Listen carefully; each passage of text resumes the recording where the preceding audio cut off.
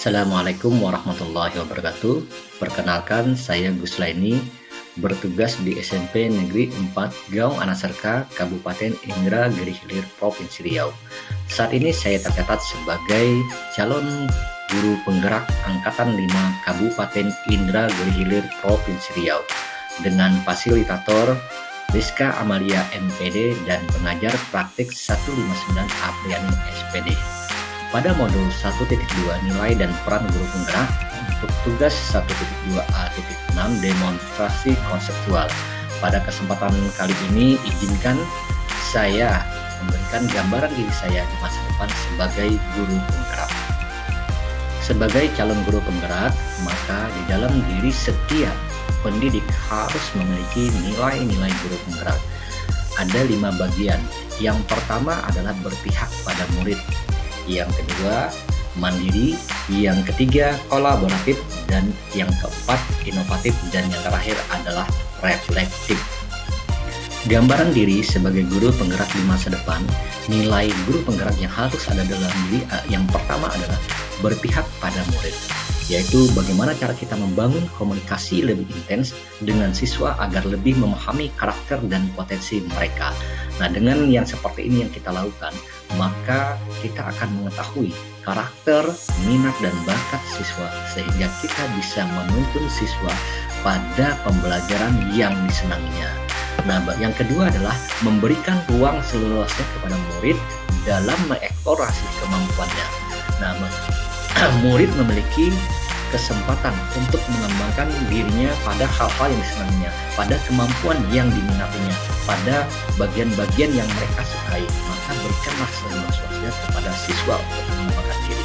Nah, yang ketiga adalah menuntun mereka menemukan minat dan bakatnya. Sebagai seorang pendidik, apalagi sebagai calon guru penggerak, maka kita harus siap menuntun mereka menemukan kodratnya terkait pada bidang yang mereka sukai sehingga minat dan bakatnya bisa dikembangkan untuk mencapai mimpi-mimpi yang sudah mereka impikan.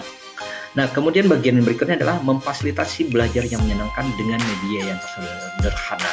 Nah, media ini sangat penting sekali bagi seorang pendidik bagaimana menjelaskan, memahamkan sesuatu yang abstrak menjadi nyata. Dan media ini tidak perlu yang mahal, yang sederhana saja, yaitu contoh dari barang-barang bekas terkait dan disesuaikan dengan mata pelajaran ataupun materi yang akan disampaikan. Nah, bagian berikutnya adalah menciptakan ruang kelas yang menyenangkan. Tentu, menciptakan ruang kelas supaya indah ini adalah hal yang memang harus dilakukan.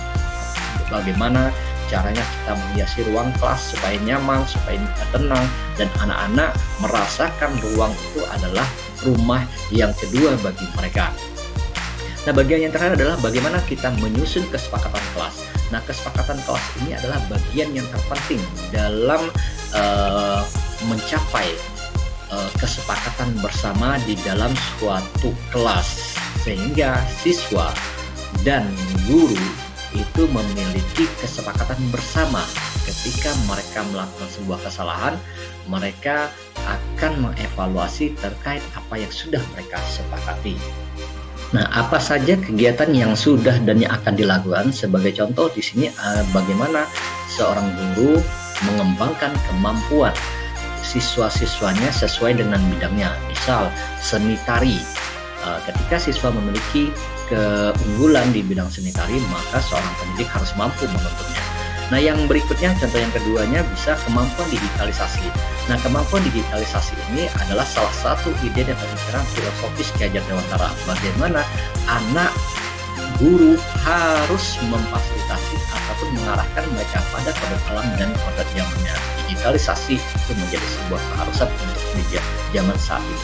Nah, bagian ketiga, pengembangan seni drama. Nah, setiap siswa, setiap diri itu memiliki potensi yang luar biasa yang itu harus digali, harus dikembangkan, dan harus diarahkan supaya mereka menemukan minat dan bakatnya pada hal yang mereka impikan. Kemudian yang berikutnya yang pernah saya lakukan adalah gerakan literasi. Nah, gerakan literasi sekolah bagaimana siswa diarahkan, dituntun untuk menulis hal-hal yang mereka senangi. Yaitu ada tiga dimensi. Yang pertama mungkin dipikirkan, kemudian yang sesuatu hal yang dipikirkan, dilihat, kemudian dirasakan. Jadi untuk menulis itu sesuai dengan apa yang mereka alami dulu. Jadi mereka lebih muda, sehingga alhamdulillah siswa-siswa kami pada saat itu melahirkan 3 buah buku baik antologi maupun buku solo, dan ini adalah kegiatan yang launching pada tahun dulu. Siswa-siswa mendapatkan penghargaan dan apresiasi dari pemerintah daerah. Nah, untuk bagian kedua, nilai apa saja yang harus dimiliki oleh seorang guru penggerak, yaitu mandiri. Nah, mandiri di sini bagaimana membangun inisiatif dalam diri untuk melakukan budaya positif tanpa disuruh atau dipaksa. Artinya ada inisiatif yang timbul dari dalam diri seorang pendidik untuk melakukan sesuatu kebaikan, dan itu dijadikan sebagai budaya positif, bahkan menjadi sebuah iklim perubahan di dalam sebuah sekolah.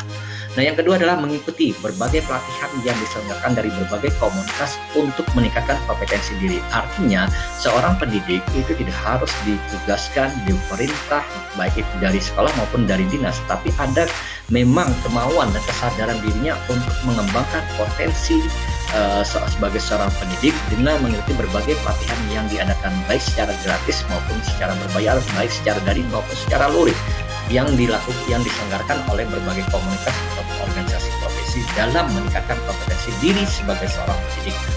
Nah, kemudian bagian berikutnya adalah membangun iklim positif budaya. Berbudaya, berbagi ilmu terkait dengan kemampuan diri terhadap ilmu yang dimiliki. Nah, jadi sebagai seorang pendidik yang memiliki kapasitas keilmuan yang lebih, maka harus kita kembangkan, harus kita budayakan, ya, berbagi, yaitu berbagi praktik baik kepada guru-guru atau rekan-rekan kerja kita ataupun guru-guru di sekolah yang lain. Nah, yang terakhir adalah membangun komunitas praktisi pendidikan sebagai wadah menjalankan peran sebagai seorang guru penggerak untuk melakukan perubahan di dalam sebuah ekosistem. Nah, komunitas praktisi pendidikan ini menjadi sesuatu hal yang penting dalam membangkitkan semangat, potensi, menggali, mengembangkan, dan meningkatkan sebuah kerjasama di dalam komunitas praktisi pendidikan ini. Nah, apa saja nilai-nilai guru penggerak untuk bagian mandiri ini? Nah, kegiatan yang sudah pernah saya lakukan ataupun yang akan dilakukan, yang pertama adalah di sini saya sebagai Kopkapten Kabupaten Negeri Hilir, di mana saya mengikuti kegiatan yang diadakan oleh pihak Repol dengan mengedepankan platform Google. Nah, alhamdulillah selama 3 bulan kami dibina dengan berbagai tantangan hingga akhirnya selesai mengikuti kegiatan dan mencapai level sebagai Google Certified Trainer. Ini adalah kegiatan mandiri kesadaran yang tumbuh untuk meningkatkan kompetensi sebagai seorang pendidik. Nah, yang berikutnya di sini adalah coach bagi guru yang lain. Artinya ketika kita memiliki ilmu, maka langkah yang harus kita lakukan adalah kita bisa berbagi bersama rekan sejawat kita, baik di lingkungan sekolah maupun di lingkungan sekolah yang lain. Nah, ada beberapa kegiatan-kegiatan yang saya lakukan terkait berbagi praktik baik ini, baik di sekolah tingkat dasar, tingkat menengah maupun tingkat atas, dan ini sudah saya lakukan sejak tahun 2017 sampai saat ini. Alhamdulillah keinginan untuk berbagi kepada para rekan-rekan guru itu sangat tinggi sekali. Nah, kemudian bagaimana kita juga berkarya itu karena kesadaran itu harus kita tumbuhkan sebagai seorang pendidik, karena kalau pendidiknya saja tidak sadar, bagaimana siswanya juga bisa kita bangkitkan semangatnya. Nah, artinya sebagai seorang pendidik harus kita memiliki kesadaran tinggi untuk melakukan sebuah ekosistem perubahan di dalam diri maupun di dalam lingkungan sekolah kita. Nah, contoh berikutnya adalah mengikuti berbagai pelatihan, baik sebagai peserta maupun untuk training of trainer. Nah, di sini kita juga harus mengembangkan diri kita, tidak hanya kita ditunjuk sebagai trainer untuk berbagi, tetapi kita juga semakin meningkatkan diri sebagai pendidik, baik itu sebagai peserta maupun nantinya kita ke depan menjadi narasumber. Nah, nilai ketiga sebagai guru penggerak adalah kolaboratif. Nah, kolaboratif tentu sebagai makhluk sosial, kita itu saling ketergantungan dengan orang lain, baik di sekolah maupun di lingkungan yang lain. Artinya di sini saya menjalin kolaborasi dengan kepala sekolah, rekan sejawat, murid, orang tua, siswa, agar setiap kegiatan-kegiatan yang dilaksanakan ini mendapatkan sebuah dukungan, karena kita membutuhkan sebuah kerjasama dengan berbagai pihak. Kemudian kita juga di sini berkoordinasi dan berkolaborasi membangun dan mengembangkan komunitas praktisi di sekolah. Nah, komunitas praktisi sekolah ini tidak bisa berdiri sendiri, tetapi harus ada kerjasama, kolaborasi dengan berbagai rekan-rekan guru. Dan di sini harus dilakukan juga pemetaan terhadap kemampuan dari masing-masing rekan. Kemudian di sini juga harus disesuaikan program yang dibutuhkan oleh guru untuk merancang program kerja dalam komunitas praktisi. Nah, kemudian berikutnya berbagi peran dalam setiap kegiatan yang akan dilaksanakan. Artinya di sini tidak hanya kita saja yang menjadi narasumber, tapi kita juga bisa memberikan kesempatan juga kepada teman-teman yang lain sesuai dengan kemampuannya atau topik yang akan diangkat pada kegiatan-kegiatan yang akan dilakukan. Nah, bagian yang terakhir adalah merancang program yang dibutuhkan oleh guru, siswa maupun lingkungan sekolah.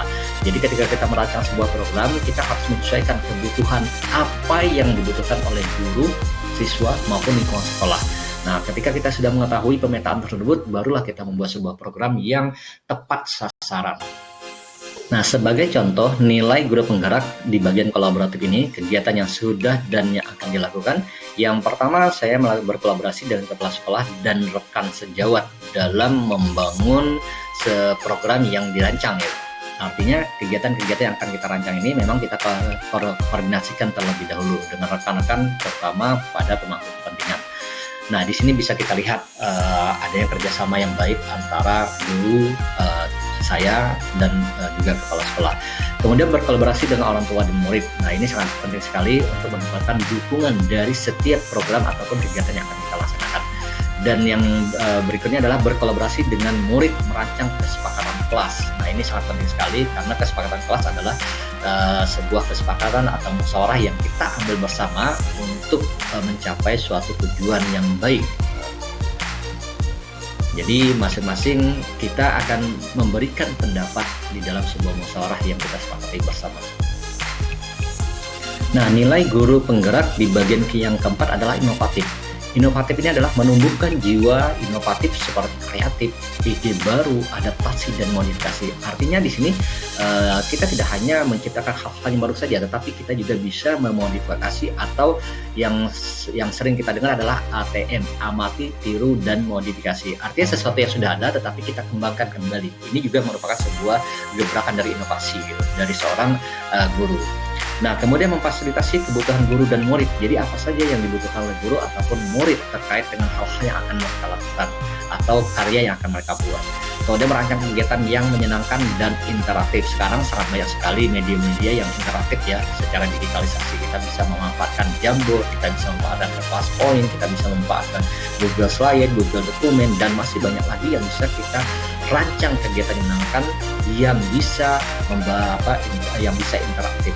Kemudian mengembangkan dan terus bergerak berbagi. Jadi sebagai seorang guru penggerak itu memiliki peran yang sangat strategis dalam menggerakkan ekosistem perubahan di dalam institusi pendidikan, terutama khususnya itu adalah sekolah sendiri. Nah, kemudian membuat video pembelajaran. Nah, seorang guru penggerak itu harus mampu membuat video pembelajaran. Video pembelajaran baik yang sederhana sampai yang kompleks gitu. Artinya sekarang banyak media-media atau aplikasi-aplikasi yang bisa kita manfaatkan. Contoh, di sini kita bisa menggunakan Google Slide, PowerPoint, Canva, kemudian CapCut, dan masih banyak lagi aplikasi yang bisa kita manfaatkan untuk membuat sebuah media pembelajaran ataupun video. Nah, sebagai contoh dari bagian inovatif, nilai yang harus ada dalam diri seorang guru penggerak, contoh yang ini di sini adalah kegiatan yang sudah dan yang akan dilakukan. Nah, membuat video tutorial RPP digital. Jadi kebetulan saya sering membuat video-video yang lebih kepada tutorial. Tutorial ini adalah bagaimana memudahkan orang lain untuk membuat media gitu. Baik itu RPP digital, kemudian LKPD digital, video pembelajaran, alhamdulillah itu sudah pernah saya buat. Nah, ini salah satu nilai-nilai inovatif yang bisa kita kembangkan. Nah, yang berikutnya juga membuat bahan ajar yang interaktif, yang seperti tadi yang saya sampaikan, kita bisa membuat bahan ajar interaktif dengan memanfaatkan Google Slide, Google Dokumen, kemudian Canva, kemudian ClassPoint, Jamboard, itu sebagai media-media yang interaktif yang bisa kita lakukan. Kemudian merancang kegiatan yang menyenangkan. Jadi kegiatan yang menyenangkan ini tidak monoton, sehingga orang-orang yang terlibat dalam kegiatan tersebut merasa enjoy, merasa senang. Kemudian yang terakhir adalah merancang program sesuai kebutuhan guru. Nah, kebutuhan guru saat ini apa? Misal kita merancang tentang kegiatan implementasi kurikulum Merdeka, kemudian pemanfaatan akun belajar ID dalam membuat media pembelajaran, dan masih banyak lagi, dan itu sesuai dengan kebutuhan guru gitu. Jadi di sini harus kita kembangkan, dan ini harus kita tanamkan pada setiap guru penggerak itu memiliki peran yang sangat baik gitu. Bagian kelima dari nilai guru penggerak adalah reflektif. Nah, kalau reflektif berarti kita harus mengevaluasi, harus muhasabah. Jadi mengevaluasi sejauh mana potensi diri dalam menjalankan profesi sebagai seorang pendidik. Nah, di sini kita juga harus mengevaluasi selama kita menjadi seorang pendidik. Kemudian yang bagian berikutnya adalah mengevaluasi dan memetakan kekuatan dan kelemahan diri. Ini sangat penting sekali. Kemampuan kita di mana sebagai seorang pendidik? Apakah kemampuan kita dalam menguasai IT, ataupun bagian literasi, ataupun di bagian yang lain? Nah, kebetulan saya alhamdulillah memiliki kemampuan di bidang IT dan literasi. Jadi di sini yang akan saya kembangkan terus sebagai seorang pendidik. Sementara bagian-bagian yang lemah ataupun nilai-nilai yang masih rendah dalam diri kita, dan ini yang harus kita tingkatkan lagi atau kita kembangkan. Kemudian mengevaluasi setiap kegiatan yang dilaksanakan. Jadi sangat penting sekali ketika sebuah kegiatan kita laksanakan, maka kita harus melakukan evaluasi. Ada laporan pertanggungjawaban di mana semua kegiatan yang kita laksanakan tentu ada keunggulan dan kelemahannya. Nah, kelemahan inilah yang nantinya untuk ke depan akan kita upayakan kita minimalisir. Nah, yang terakhir adalah meminta masukan ataupun umpan balik dari kepala sekolah ataupun rekan sejawat. Setiap kegiatan yang kita lakukan ataupun hal-hal yang kita rancang dan itu sudah dilaksanakan, maka mintalah umpan dari rekan sejawat ataupun kepala sekolah terkait apa yang sudah kita lakukan. Gunanya adalah ini sebagai introspeksi diri kita untuk melakukan sebuah perubahan, perbaikan ke depannya. Sebagai contoh, nilai reflektif dalam diri sebagai guru penggerak adalah seperti kegiatan yang sudah dan yang akan dilakukan, yaitu melakukan pemetaan diri. Pemetaan diri itu adalah kita sebagai seorang guru, kemudian rekan kerja dan lingkungan. Nah, ini sangat penting sekali. Kita harus melihat, memetakan apa saja kelemahan, kekuatan, kemudian peluang, kendala terkait apa-apa yang ada di dalam lingkungan sekolah. Gunanya adalah untuk mengetahui, untuk melakukan perubahan nantinya ke depan terkait apa-apa yang sudah kita analisa. Nah, berikutnya misal melakukan evaluasi pembelajaran. Ketika kita melakukan sebuah proses pembelajaran, tentu ada kelemahan atau kekurangan yang terdapat dalam proses pembelajaran tersebut. Maka ini juga harus kita evaluasi. Evaluasinya mulai dari cara penyampaian materi, ataupun feedbacknya, ataupun yang terkait dengan ujian dan sebagainya. Kemudian yang terakhir misalnya mengevaluasi terkait visi dan program yang sudah diwujudkan. Nah, ini sangat penting sekali. Visi dan misi itu adalah sebuah misi, sebuah tujuan yang akan kita bawa untuk melakukan perubahan di dalam sekolah kita. Jadi visi misi ini sangat penting sekali, karena mulai dari inilah kita merancang sebuah program yang mengarah pada visi dan misi kita di lingkungan sekolah. Terima kasih, bergerak dan menggerakkan menuju ekosistem perubahan Indonesia lebih baik. Mudah-mudahan kita sebagai seorang guru penggerak mampu melakukan perubahan dalam sebuah ekosistem yang ada di dalam lingkungan sekolah kita. Terima kasih. Assalamualaikum warahmatullahi wabarakatuh.